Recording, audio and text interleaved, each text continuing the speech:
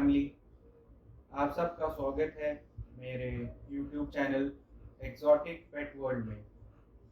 Video शुरू करने से पहले मैं चाहूँगा आप सब इस वीडियो को लाइक, सब्सक्राइब या शेयर कर दें ताकि ये वीडियो मैक्सिमम लोगों तक पहुँच सके। मेरे पास सबसे ज़्यादा क्वेरीज आती हैं अमेरिकन बुली की डाइट के ऊपर कि इनकी डाइट क्या होती है। तो आज का मैं ये टॉपिक डेडिकेट करना चाहूँगा डाइट को लेके। देखिए, सबसे पहले शुरुआत करते हैं पपीज़ की। जब न्यूबॉर्न पपी होता है तो शुरुआत में तो अपनी मदर का मिल्क पीता है। मदर मिल्क से जब 25-30 डेज का जब वो हो जाता है, जब आप उसको स्विच करते हैं, या तो आप आर्टिफिशियल फूड कह लीजिए या सेरेलैक कह लीजिए, सबसे जो बेस्ट मैं जो रेकमेंड करता हूँ मदर मिल्क के बाद वो आता है सेरेलैक। सबसे बेस्ट जो मैं रेकमेंड कर रहा हूँ वो है सेरेलैक का स्टेज 1। स्टेज 1 जो होता है उसमें कई फ्लेवर्स आते हैं। फ्लेवर डज नॉट मैटर, आप कोई भी फ्लेवर यूज़ कर सकते हैं। सबसे ज़्यादा इम्पोर्टेंस जो आपको देनी है वो है क्वांटिटी और इंटरवल्स। रेगुलर इंटरवल्स पे फीड करिए, एक बार में बहुत सारा मत दीजिए कि आपको लगेगा कि पेट फुलाना है या कितनी देर में देना है। ये सब मैं आपको आज बताता हूँ। देखिए, एक जो नॉर्मल हम लोग घर में कटोरी लेते हैं खाने के लिए, उसमें आप 2 स्कूप सेरेलैक के ले लीजिए। उसमें जो भी रिकमेंडेड क्वांटिटी है उतना वाटर आप मिक्स करिए, उसका घोल अच्छे से बना लीजिए। उसमें कोई डले नहीं रहने चाहिए सेरेलैक के। जब वो बिल्कुल गाढ़ा सा हो जाए तब आप अपने पपीज़ को छोटे छोटे बाउल्स में अलग अलग दीजिए। जितने जैसे 7 पपीज़ हैं तो 7 बाउल्स आप बना लीजिए। हर पपी को इंडिविजुअल दीजिए, क्योंकि किसी पपी की जो फूड ईटिंग कैपेसिटी है वो बहुत फास्ट होती है। कुछ होते हैं जो स्लो खाते हैं, कुछ होते हैं जो बहुत ही स्लो खाते हैं। तो इक्वल फूड हर किसी को मिले, इसलिए मैं चाहूँगा कि आप हर किसी को इंडिविजुअल फूड दीजिए उनके हिसाब से। हर पपी की डाइट भी सेम नहीं होती है। कभी कभी कुछ वो पूरा खा लेंगे, कभी कभी वो थोड़ा छोड़ भी देंगे।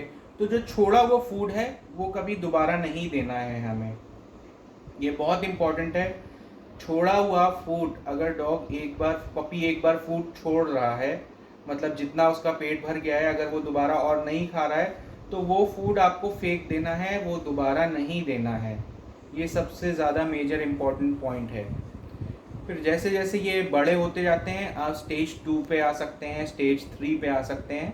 ऐसे आप ग्रेजुअली कर करके इनकी एज के हिसाब से, जितनी इनकी डेज होते जा रहे हैं, जितने 30 डेज़ के हैं, फिर 40 डेज़ पे, 10 डेज़ के गैप पे आप स्विच कर सकते हैं और इनकी क्वांटिटी ग्रेजुअली धीरे धीरे धीरे धीरे इंक्रीज़ कर सकते हैं।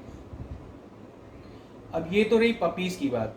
पपीज़ जब 3.5-4 मंथ्स के हो जाते हैं तब उनको सिर्फ सेरेलैक से कमी पड़ने लगती है। उसके साथ फिर ना आपको डाइट में कुछ और एडिशंस करने पड़ते हैं, जैसे कि डॉग फूड रेकमेंडेड होता है। डॉग फूड आप दे सकते हैं, मगर डॉग फूड में भी क्या सबसे ज़्यादा इम्पोर्टेंस आपको देनी है कि अगर पपी है तो उसको ग्राइंड करके दीजिए डॉग फूड को। अगर आप ग्राइंड करके नहीं देंगे तो इनकी जो इंटेस्टाइन्स होती हैं वो छिल जाती हैं फूड से, क्योंकि बहुत हार्ड होता है। आप पानी भी डाल देंगे वो सॉफ्ट इतना नहीं हो पाएगा, क्योंकि सेरेलैक जब तक ये खा रहे थे इनको आदत थी एक घोल टाइप का खाना खाने की, मतलब जिसमें बिल्कुल वाटरी कंटेंट ज़्यादा हो। एकदम से थोड़ा सा ड्राई डाइट में जब आ जाता है डॉग तो अलग अलग तरीके के उसको दिक्कत आने लगती, कभी उसको फूड पसंद नहीं आता है। तो जब भी आप ग्रेजुअली चेंज करें तो धीरे धीरे आप चेंज करें। सेरेलैक थोड़ा सा दें, उसमें थोड़ा सा डॉग फीड मिक्स कर दें, और जब आप उसको कम्प्लीटली डॉग फीड पे स्विच कर देंगे तो कम से कम 5 दिन का इंटरवल होना चाहिए जिसमें आप ये ट्रांजिशन करें। ये बहुत ही ज़रूरी है, क्योंकि एकदम से कोई भी तरीके का स्विच डॉग के लिए डेंजरस साबित हो सकता है। स्टमक इन्फेक्शन हो सकता है उसको। तो मेरा ये सजेशन है कि आप जो भी फीड आप दें या सेरेलैक दें, उससे अगर आप स्विच करना चाह रहे हैं दूसरी चीज़ पे तो बहुत ही धीमे धीमे करें। अब ग्राइंड आपने कर लिया, ग्राइंड करके उसमें थोड़ा सा गर्म पानी मिलाएं और फिर डॉग को दें। उसकी जो कंसिस्टेंसी है वो सेम रहनी चाहिए जो आप सेरेलैक में कंसिस्टेंसी दे रहे थे उसको। तो आपके डॉग को कभी भी डाइजेशन में कोई प्रॉब्लम नहीं आएगी। स्टूल उनका बहुत ही अच्छा निकलेगा, सॉलिड निकलेगा, वाटरी स्टूल नहीं आएगा, डायरिया के चांसेस नहीं होंगे। मोस्टली जब भी हम देखते हैं कि आप ब्रीडर के यहाँ से पप लेके आए, अब ब्रीडर कुछ दे रहा था, आपने उससे पूछा नहीं कि वो क्या दे रहा था, आपने आके उसको एक नई डाइट बिल्कुल देना फॉलो शुरू कर दिया। तो मैं नहीं समझता कि ये एक अक्लमंदी है। आप जब भी किसी भी ब्रीडर से डॉग लें, ज़रूर उससे पूछिए कि वो क्या दे रहा था, कौन सा फूड दे रहा था। सेरेलैक दे रहा था तो कौन सी स्टेज का सेरेलैक दे रहा था, कितनी टाइम्स वो फीड कर रहा था। जब पपीज़ होते हैं तो उनको 4 to 5 टाइम फीड करना बहुत ज़रूरी है, हर 2 से 3 घंटे के इंटरवल पे। और फीड करने के बाद आप इनका मुंह वाइप करिए। शूशु पॉटी जो करते हैं उनको बिल्कुल क्लीन कर दीजिए, क्योंकि ये घर से बाहर जा नहीं सकते। तो उस समय पे ना आपको प्रिकॉशन लेना बहुत ही नेसेसरी है। अब हम आ जाते हैं सेमी एडल्ट डॉग के बारे में। सेमी एडल्ट जो होता है वो 6 मंथ से स्टार्ट हो जाते हैं। 6 मंथ्स एंड अबव जो होता है अराउंड 13-14 मंथ्स तक सेमी एडल्ट रहता है। उसके बाद वो अडल्ट कैटेगरी में आ जाता है। वैसे तो एज पर रिकमेंडेशन जो अडल्ट कैटेगरी होती है वो 18 मंथ से स्टार्ट होती है, बट हाँ 14-15 मंथ से हम अडल्ट कैटेगरी में उसको मानना स्टार्ट कर देते हैं एज पर फूडिंग। तो जब भी आप पपी से सेमी अडल्ट फूड में स्विच ओवर करें, तब उसकी बॉडी को प्रोटीन रिक्वायरमेंट और फाइबर रिक्वायरमेंट काफ़ी बढ़ जाती है as compare to puppy.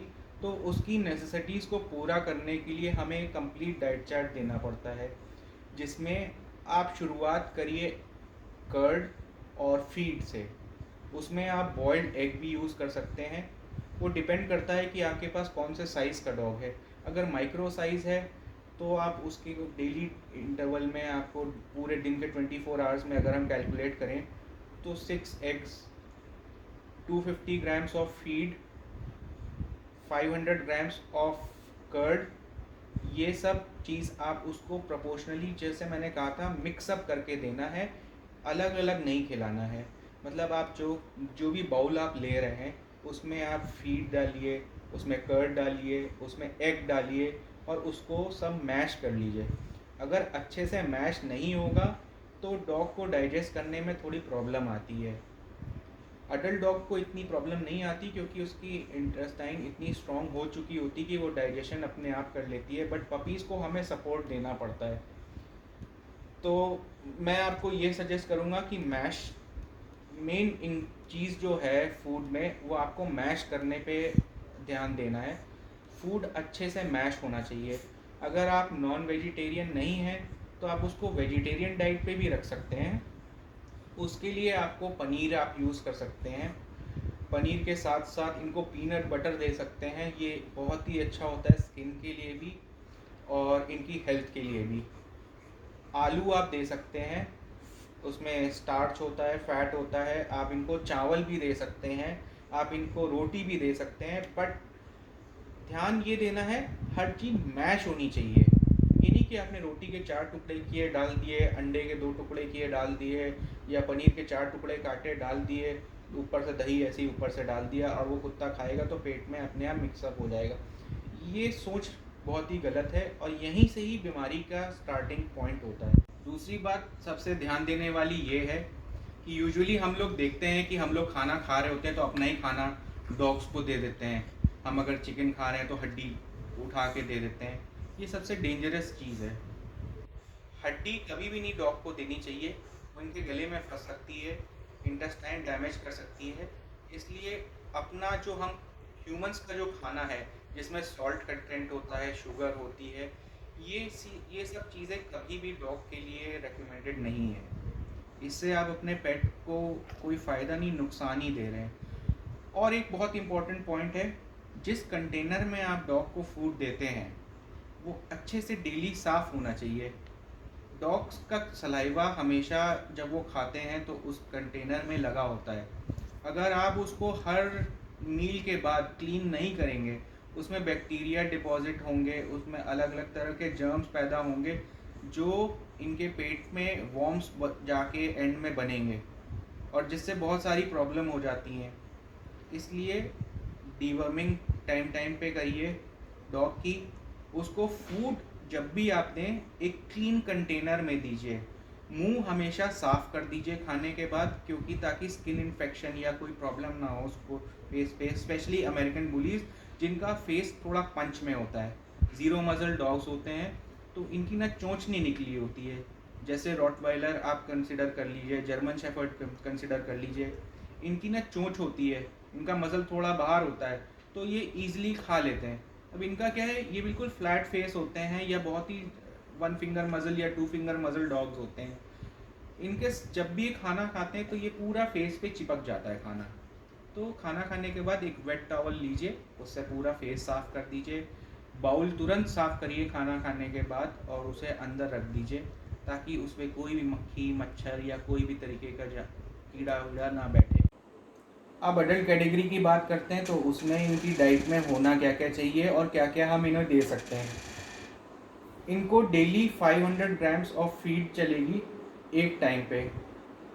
2 time आपको देना है, मतलब 1 kg of feed per day इनका कंजम्पशन होता है। इसके साथ साथ आप इनको 3 या 4 अंडे एक साथ में दे सकते हैं, 2 टाइम वो भी देने हैं। कर्ड देनी है आपको, चिकन आप दे सकते हैं मगर सिर्फ बोनलेस।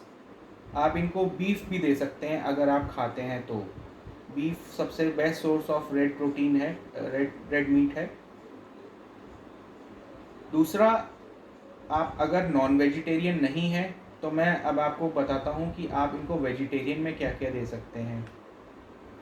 फीड तो आपको देनी ही देनी है, फीड के अलावा आप इसको पनीर दे सकते हैं, दही दे सकते हैं, आप इनको आलू दे सकते हैं, इनको राइस दे सकते हैं, इनको कद्दू दे सकते हैं, इनको